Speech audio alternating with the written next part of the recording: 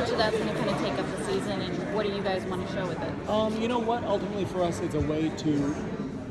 At the core question we're asking for the ultimate world is like, what's a world look like where Sam and Dean were never born? And as we've seen, it does not look super great. Right. So, now Mary's there, Lucifer's there.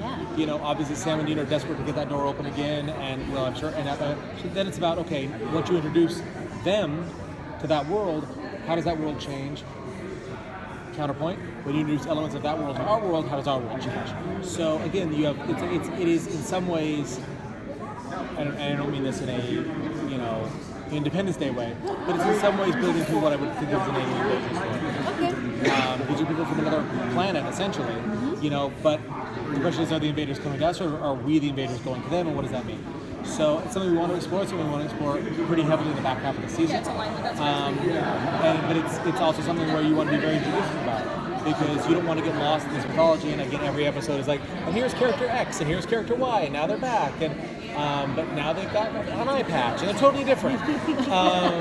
So you don't want to go down that path too much. But I think that it's something we want to really explore, in this season, and then everything going well, perhaps even beyond. Great. Did you sort of overtly think of the whole sort of alternate universe thing as this would be a handy way to bring some characters back and yet look at them differently? I mean, some actors back, I guess, Sure. for different characters. No, and as we started to talk about the idea, that became a real draw for it. Again, that's a double-edged sword. Yeah. Because if that's the game, I'm a big believer. When season 13, our show has a great degree of history. Our show brings with it a great degree of nostalgia. I never want this to be a show that relies only on nostalgia. So if we're bringing a character back in the alternate world, that character needs to be a new character or a new version of that character that adds something to our plot, that drives it forward. It can't just be someone we love to come by and say hi and then walk off screen. That's not what we want. They need to have an impact, and those characters need to change. And that's the rule going forward for even characters we bring back in the core universe in our regular show. If we're bringing someone back, they come back for a reason, they need to change. We don't want somebody there just to take a phone call, have people on Twitter go, oh my God, it's whoever, and then they're never seen again. Yeah. Exactly. A fan had a question. Are Jack and the alternate universe the cosmic consequences Billy was talking about? I think the cosmic consequences Billy was talking about are starting to unfold, yes.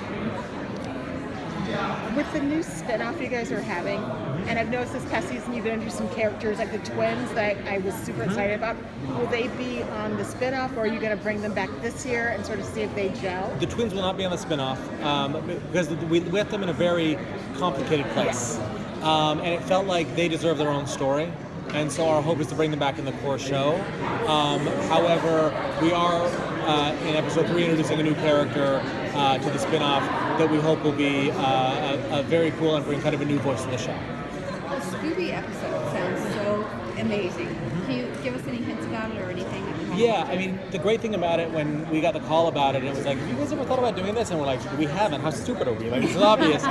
Is that you've got both Sam and Dean, Sam and Dean are basically like my age, and Scooby was on all the time. Like, Mom told me a story. When I told her we were doing it, she's like, "Oh, that's really funny because when you would take a nap and you would miss Scooby-Doo because it was before TiVo and everything." She's like, "You just cry all the time." I'm like, "Wow, hey, let's." I think I was more mad. I think I was not that weak, but it turns out I was. But if you're Sam and Dean, you look at people. These are guys that drive around solving mysteries. There are actually a lot of parallels. So you've got this. It's nostalgia for both of them, and I think it's a way that's really, really cool. And it makes it a personal story, not just and now we're animated and let's have some gags. It becomes a very personal story for both of them in a lot of different ways. Sparks fly. So there you go. Everyone wants to know, will Michael get a chance to come out and play this season?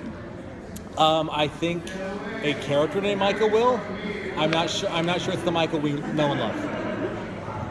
And we won't be seeing any more from the Men of Letters in England. I know we could all be better here in the U.S. I think we will be seeing a limited fallout of that.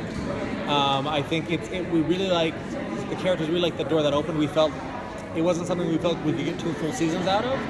But I think you're going to see some fallout of that, both in terms of how our guys have evolved their own methods, and then just because the British Men of Letters are gone, that doesn't mean they're forgotten. Thank you. Oh, just the Scooby episode is obviously a big undertaking with a lot of pre-planning. Anything else that you guys are doing that's kind of like, or just, you know, kind of your one-offs like you guys do? Sure. I mean, I think, you know, the Scooby episode is the. I mean, we wrote the script for that a year in advance, Yeah. so that took a lot of time. I think we've got an episode coming up. It'll be episode 11. That will be. It's in the same wheelhouse of the episode we did on the sub when we got Zack Time was on sub. It's that, but I think a little bit more ambitious, and so that's production-wise, that's going to be a real challenge for us. And then obviously the spin-off itself, Right. making it feel like an episode of Supernatural, but also feel like a distinct, it's distinct own thing. I think between those production challenges, that's what we're focused on right now. Thank you. Do you think we might have another episode where we incorporate the fan fiction? Remember that you had the play that one year, then the books, and I was wondering if you might do something else again this year? We're certainly always open to that. Again, you know, we did that.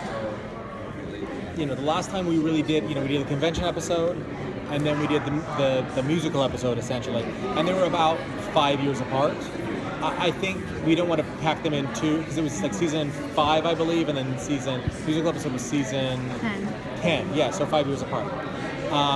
So I don't think we want to pack them in too tightly like that, but we're always open to it. It's about how do you explore it in a way that is both current and also acknowledges the fans, but is also respectful for the fans.